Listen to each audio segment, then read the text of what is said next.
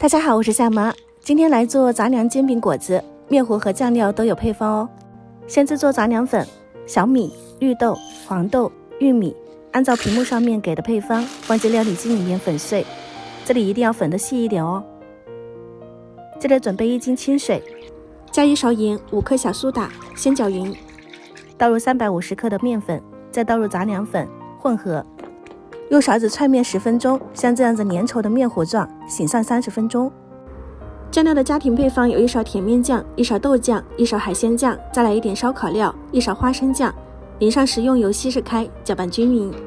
海鲜酱用来提鲜，没有就用蚝油代替。面酱和豆酱用来提味，刚刚好。接着来制作煎饼果子里面的灵魂薄脆，按照屏幕上方给的配方揉成一个面团，再放到案板上面，多撒一些干面粉，擀成一个片状，薄一点。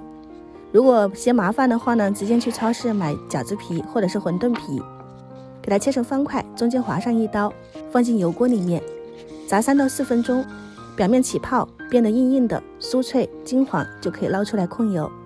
薄脆的话呢，就这样吃都非常的香了。到最后一步摊饼，锅要提前预热，放上1勺面糊，摊开。喜欢吃脆一点的话呢，就摊薄一点，我这个是软硬适中的。打入1个鸡蛋，同样是摊开。最近又可以在家里面吃个小汤了，撒上一些黑芝麻，烙2分钟以后给它翻个面，刷上酱料。喜欢吃辣的话呢，可以加一些辣酱，摆上生菜、火腿、薄脆，挤上1点番茄酱或者是沙拉酱，卷起来，杂粮煎饼果子就做好啦。虽然是家庭版本的，但是做起来有模有样，吃起来也特别的香，比软面做出来的口感更有嚼劲。喜欢的话呢，可以收藏起来试一下哦。我是夏妈，等你交作业。